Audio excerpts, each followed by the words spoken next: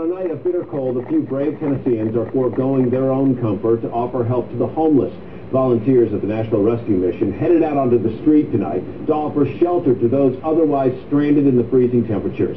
We were there as they brought in a man and woman trying to stay warm by the municipal auditorium. Most of the guys on the street can't check the weather report, so they're out there, whatever happens, happens. So, again, some of them get stuck out here. It is tough out there tonight. It will be the coldest night since February of last year. You might wonder why some resist the offer of a warm, cozy bed to sleep in. But there will be dozens. Dozens of homeless people refuse to go into the shelter at night. Tonight, News 2's Scott Frolick asks why. It hasn't been this cold in Nashville since Christmas Eve of 2004. And yet I found some homeless people refusing the gift of someplace warm to sleep.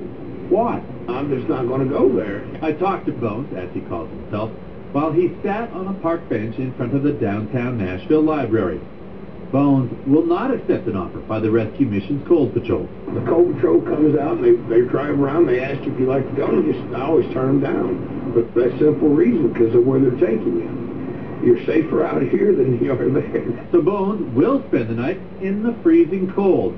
Well, that might surprise you. It doesn't surprise Steve Samra. No matter how hard the mission struggles to get people in, there are some people who just will not go. Samra works for a mental health agency. On cold nights, he tries to convince homeless people to take shelter. He's not always successful. There's a perception among some of the chronically homeless, that some of the more long-term homeless people, that the mission often is a dangerous place.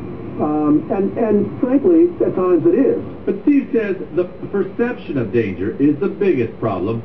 Most of the homeless people we talked with had never actually stayed there, like Donna. I haven't personally been there, but I've known people that were there. Or Bones. I've never went. So I asked why, on this chilly night, many refused a warm place to stay at the rescue mission. A man calling himself Detroit gave me this answer.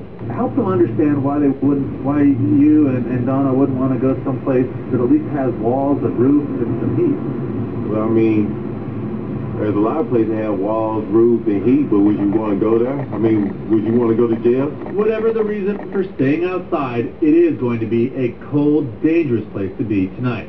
In Nashville, Scott Frolick, News 2.